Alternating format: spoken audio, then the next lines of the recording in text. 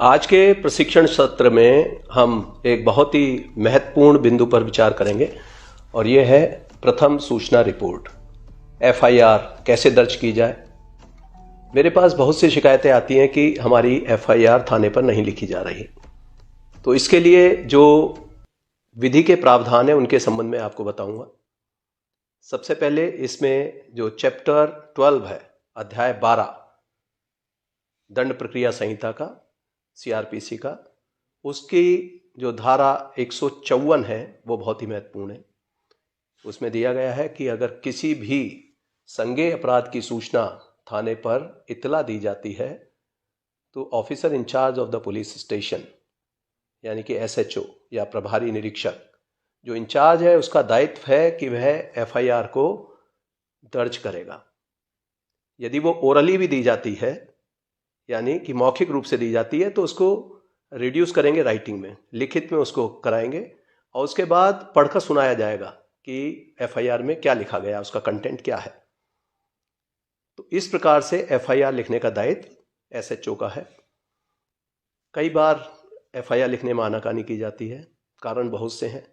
जो मैंने अभी तक इसके कारण देखे हैं उसमें सबसे बड़ा कारण आता है भ्रष्टाचार। बहुत से लोग भ्रष्ट हैं, एफआईआर नहीं लिखना चाहते। बड़ी स्पष्ट डायरेक्शंस दी जाती हैं कि किसी भी अपराध को मिनिमाइज ना किया जाए, किसी भी अपराध को लिखने में कोई कोताही ना की जाए, लेकिन फिर भी कुछ लोग इस प्रकार की कार्रवाई करते हैं।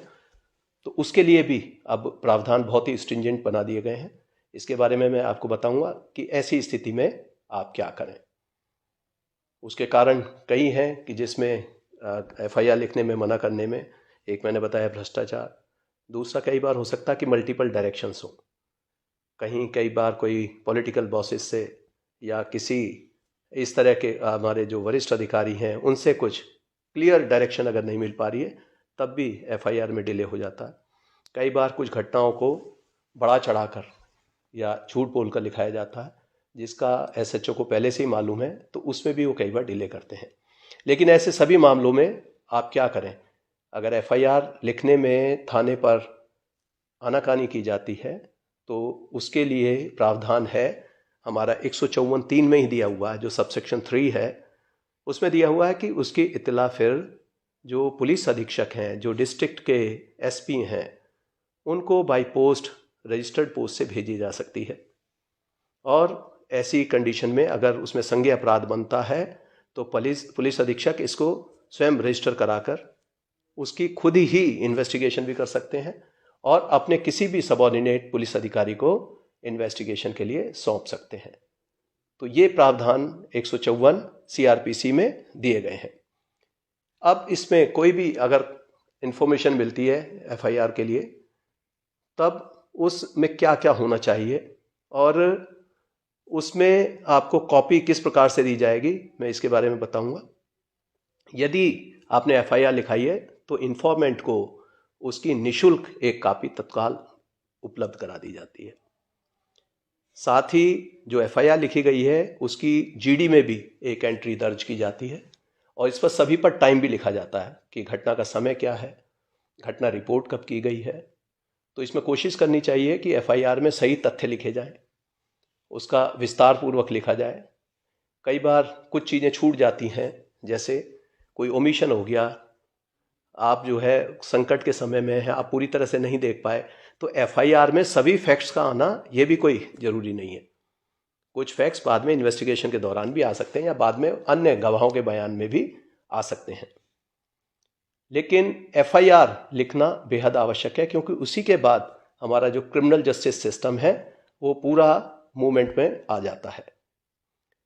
तो एफआईआर अगर आपकी पुलिस के द्वारा फिर एसपी को भी अप्रोच किया तब भी नहीं लिखी जाती, तो फिर इसका एक ऑप्शन और है जो धारा 156 है, उसमें 156(3) के तहत जो वहाँ के जुरिस्डिक्शनल जो मैजिस्ट्रेट हैं, जो जुडिशियल मैजिस्ट्रेट हैं, वो इस पर इन्वेस्टिगेट करने के लिए आदेशित कर सकते हैं। और इन्वेस्टिगेट करने का अर्थ है कि एफआईआर को पंजीकृत किया जाना। वर्ष 2018 में सीआरपीसी में संशोधन किए गए, काफ़ी महत्वपूर्ण है ये संशोधन भी, और इसमें एफआईआर के संबंध में एक निर्देश है कि यदि कोई महिला जो विक्टिम है वो दिव्यांग है, मेंटली या फिजिकली वो डिसेबल्ड है, चाहे टेम्परेरीली या परमानेंटली, तो ऐसी महिला के साथ यदि कोई अपराध घटित हुआ है, जैसे एसिड अटैक का अपराध हो गया 326A 326B,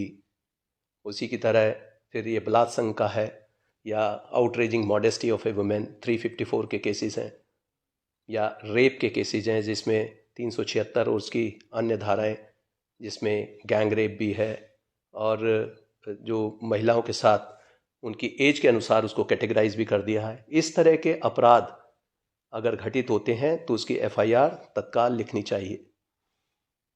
और यदि वो चाहते हैं कि उनके जो प्लेस ऑफ कन्वीनियंस, जिस स्थान पर वो महिला है वहाँ जाकर जो पुलिस स्टेशन इंचार्ज है उनको एफआईआर दर्ज करनी होगी और उसकी कॉपी एक निःशुल्क वहीं पर देनी होगी और तत्काल उसका इन्वेस्टिगेशन शुरू करना होगा। इसी तरीके से मेडिकल कराया जाना, ऐसे विक्टिम्स का मेडिकल भी तत्काल 24 घंटे के अंदर अवश्य हो जाना चाहिए, जितनी जल्दी कर सकते हैं उसका मेडिकल का कराया जाना। इसी प्रकार से 164 के बयान जो मजिस्ट्रेट के समक्ष होते हैं, कलमबंद बयान जिनको कहते हैं, तो वो भी विक्टिम का अति शीघ्र करा देना चाहिए। यदि इसमें लापरवाही की जाती है तो ऐसे मामलों में यहाँ तक प्रावधान कर दिए गए हैं कि आईपीसी की जो हमारे धारा 166A है, जिसमें पब्लिक सर्वेंट अगर कोई कोताही करता है एफआईआर लिखने में इन अपराधों के संबंध में, जो महिला संबंधी अपराध हैं, जैसा कि मैंने बताया 354A-B और साथ ही 376 का D, इस प्रकार के जितने भी अपराध हैं उन सब में अगर थानाध्यक्ष एफआईआर पंजीकृत समय से नहीं करते तो उनके खिलाफ भी एफआईआर हो सकती है और उसमें सजा का प्रावधान है 2 वर्ष की, इसमें मैक्सिमम सजा हो सकती है और इसमें 6 माह से कम की सजा नहीं होती। तो इस प्रकार के सख्त प्रावधान उसमें कर दिए गए हैं और ऐसे बहुत सारे मामले हैं जिसमें एफआईआर ना लिखने पर इनके सभी ऐसे थानाध्यक्ष जो इसके दोषी पाए जाते हैं उनके खिलाफ एफआईआर पंजीकरण के भी आदेश वरिष्ठ अधिकारियों द्वारा दिए जाते हैं। अब मैं कुछ और महत्वपूर्ण जो ऐसे जो प्रैक्टिकल फैक्ट्स हैं उनके बारे में बताना चाहूँगा। कुछ लोग एफआईआर के एक इंसिडेंट की कई एफआईआर लिखाना चाहते हैं। इंसिडेंट एक हुआ है, उसको तरह तरह से पेश किया गया, तो ऐसी एक इंसिडेंट की एक ही एफआईआर होती है, उसकी कई एफआईआर नहीं हो सकती। कुछ लोग क्रॉस एफआईआर लिखने में, एक पक्ष ने कुछ एफआईआर दी है, दूसरे पक्ष ने दूसरी एफआईआर दी है, तो ये भी इस प्रकार की एफआईआर 2 पक्षों की दर्ज करने में कोई हर्जाना नहीं है, वो कर लेनी चाहिए। फिर कई बार ऐसे मामले हमारे सामने आते हैं कि इंसिडेंट कई हुए हैं लेकिन उसकी एफआईआर एक लिख दी गई, तो इसके लिए भी प्रावधान है कि हर इंसिडेंट का अलग अलग एफआईआर लिखा जाना आवश्यक है। जैसे मोटर वाहन के चोरी के बहुत सारे मामले ऐसे होते हैं, अपराध को छुपाने की दृष्टि से, संख्या कम करने की दृष्टि से एक ऐसा ही वाकया मैंने देखा कि उसमें लूट के मामले में या चोरी के मामले में जिसमें वाहन चले जाते हैं, क्योंकि वाहनों की संख्या बढ़ रही है, इस प्रकार के अपराध भी बढ़ते जाते हैं, तो थानाध्यक्ष की कोशिश होती है कि जब कई घटनाएं एक साथ हो जाएं तो उनकी एक एफआईआर बना के लिख देते हैं। मैंने एक एफआईआर देखी, उसमें लिखते हैं कि आज ये सूचना प्राप्त हुई कि यहाँ सोम प्लाजा के सामने मैंने अपनी बाइक खड़ी की थी, उसके बाद वहाँ बाइक जब मैं बाहर आया प्लाजा से तो उसके बाद देखा मेरी बाइक नहीं थी, चोरी हो गई है, मेरी एफआईआर पंजीकृत कर ली जाए। मैंने वहाँ जब मौके पर सोम प्लाजा के आसपास कर्मचारियों से बात की तो उन्होंने कहा कि यहाँ पहले भी कई घटनाएं हो चुकी हैं, यहाँ 6 मोटरसाइकिल या इस तरह की चोरियाँ पहले भी हो चुकी हैं, तो लगता है कि यहाँ अक्सर चोरी होती रहती हैं और 7 गाड़ियाँ यहाँ से चोरी कर ली गई हैं, तो एक एफआईआर में इस तरह लिख दिया गया। तो ये गलत है, जब घटना हुई है तभी एफआईआर होनी चाहिए। तो इस तरह की कई बार लोग टेक्निकल आधार पर उसको एक एफआईआर में रिड्यूस करने की कोशिश करते हैं अपराध कम दिखाने के लिए। इसी प्रकार का एक वाक्य मुझे याद है कि जब मैं एएसपी था तब एक टेस्ट एफआईआर के लिए मैं एक बिजनौर के एक थाने पर डीआईजी रेंज महोदय ने मुझे भेजा, तो मैं वहाँ मौके पर गया एक आम आदमी की तरह। वहाँ एफआईआर लिखाने के लिए जब कोशिश की तो पहले कहा उन्होंने कि अभी हम 2 व्यक्ति थे जो वहाँ पर गए थे, तो उन्होंने कहा कि आप लिखिए क्या इंसिडेंट हुआ। तो मैंने अपने एक साथी को थाने पर छोड़ दिया कि आप इंसिडेंट लिखाइए इसमें, और उन्होंने कहा कि आप चलिए, जो घटना हुई है घटना स्थल हमें दिखाइए। उन्होंने गाड़ी में बिठा लिया मुझे पीछे, और फिर हम घटना स्थल पर गए। तो मैंने उन्हें वहाँ जाकर बताया कि इस तरह से यहाँ घटना हुई थी। तो थाना अध्यक्ष और बाकी जो हमारे जवान थे वो काफ़ी मुझसे पूछताछ करते रहे कि आप कहाँ से आए हैं। तो मैंने एक ऐसी स्टोरी बना दी थी, एक काल्पनिक सी कहानी बनाकर उनको सुना दी। तो उन्होंने कहा यहाँ कभी होती तो है नहीं चोरी। फिर मैंने अपनी आइडेंटिटी उनको डिस्क्लोज़ कर दी। मैंने बताया कि मैं एएसपी हूँ, टेस्ट एफआईआर के लिए आया हूँ। उन दिनों मोबाइल फ़ोन का प्रचलन नहीं था। तो मैंने कहा कि कुछ देर वहीं पर बैठिए। उनको बैठने के बाद करीब आधा घंटे मैंने वहाँ घटना स्थल पर बिताया, और उसके बाद जब हम वापस थाने पर गए तो तब तक जो मेरा साथी था उन्होंने अपनी एक एफआईआर दे दी थी, और चिक आधी काटी जा चुकी थी। मैंने फिर वहाँ जाकर मुंशी को, हेड मॉरियर को बताया, और थाना अध्यक्ष साथ में ही थे। उन्होंने बता दिया कि ये टेस्ट एफआईआर थी। तो वहीं से मैंने कैंसिल कर दिया कि ये टेस्ट एफआईआर है, उसको कट किया। फिर मैंने अपने साथी से पूछा कि क्या क्या आपको देखने में मिला, क्या कमियां मिली एफआईआर लिखने में। तो उसने बताया कि मैंने कहा था कि हमें इस तरह से हम पैसे लेकर आ रहे थे, अपनी बहन के रिश्ते के लिए यहाँ पर आए थे। कुछ पैसे हमने अपनी शर्ट में और कुछ बैग में रखे हुए थे। तो 5 लोग आए, उन्होंने हमारे पैसे छीन लिए और तमंचा दिखाकर भाग गए।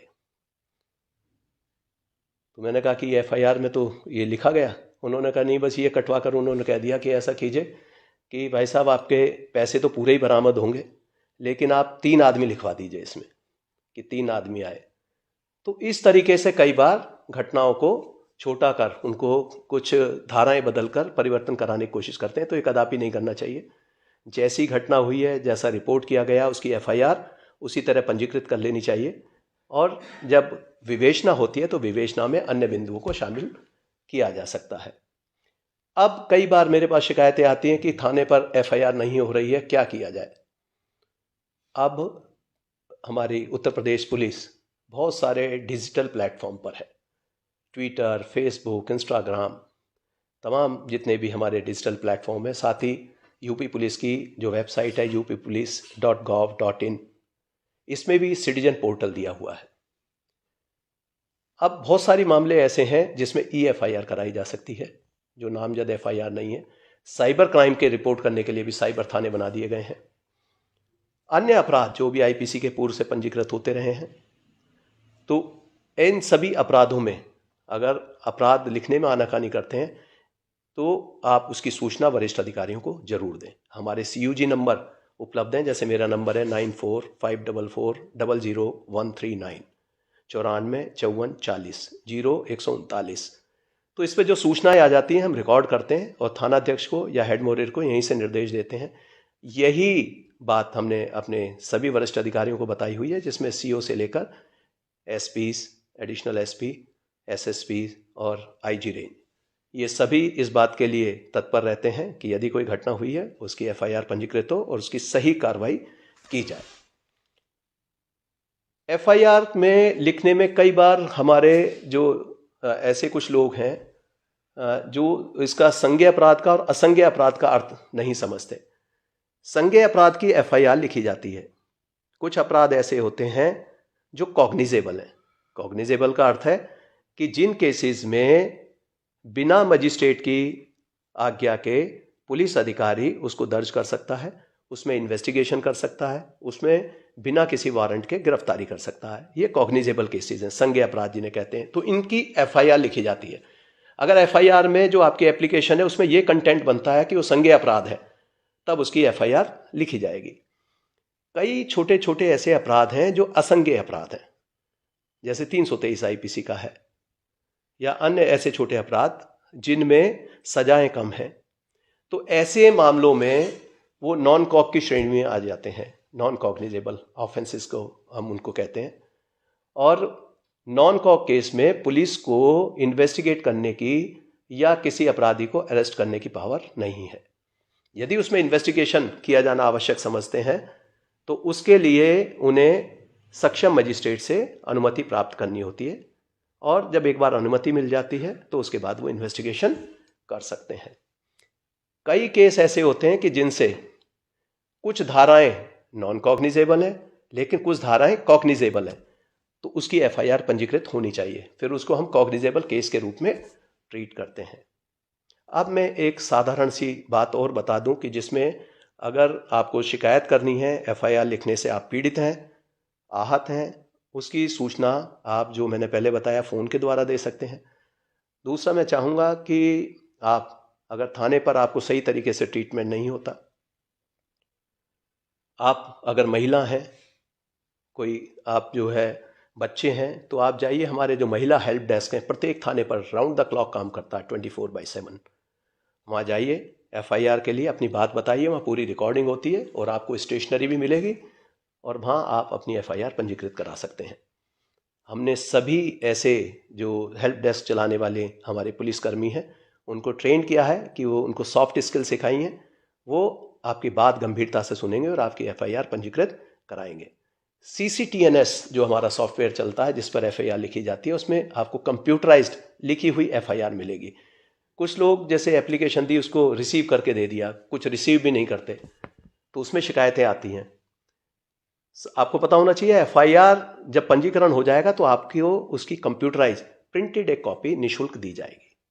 ये इन्फॉर्मेंट को उसमें देने का और उनको ये कॉपी प्राप्त करने का पूरा अधिकार है। तो इस प्रकार से आप एफआईआर इंश्योर कराइए कि आपकी कॉग्निजेबल मामले में एफआईआर हो गई है। अगर नहीं करते तब क्या करें? ऐसे मामले में मैंने बताया हेल्प डेस्क पर जाकर आप सहायता ले सकते हैं, वरिष्ठ अधिकारी से मिल सकते हैं, वहीं से आप फ़ोन कर सकते हैं।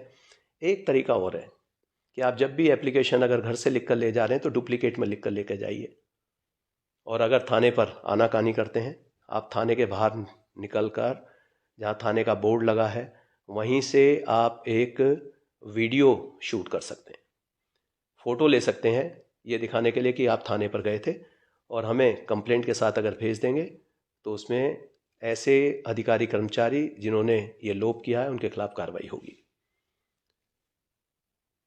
सोशल मीडिया पर भी आप शिकायत दर्ज करा सकते हैं। वो शिकायतें हमारे जो सोशल मीडिया सेल्स हैं हर एक जनपद में, रेंज में, जोन में और हेडक्वार्टर में, ये लगातार मॉनिटरिंग की जाती है।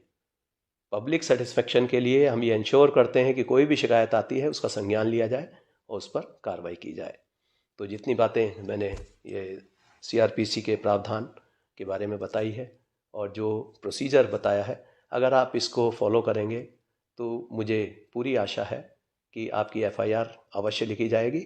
और ये आप समझ लें कि हमारे जो इंस्ट्रक्शंस हैं बड़े स्पष्ट हैं कि किसी भी अपराध को मिनिमाइज ना किया जाए, क्राइम वर्किंग ना की जाए, डाटा ना छुपाया जाए और ट्रांसपेरेंट वर्किंग रखी जाए। तो मुझे पूरी आशा है कि सभी बिल्कुल सही अपराध रिपोर्ट करेंगे, उसके कंटेंट भी सही होंगे, कोई बढ़ा चढ़ा कर या किसी को फर्जी फंसाने के उद्देश्य से एफआईआर नहीं कराएंगे। यदि आपको कोई असुविधा होती है कहीं या हमारे कर्मचारी सहयोग नहीं करते तो ऐसे में इसकी सूचना वरिष्ठ अधिकारियों को अवश्य दें। मेरी आप सबको शुभकामनाएं। जय हिंद।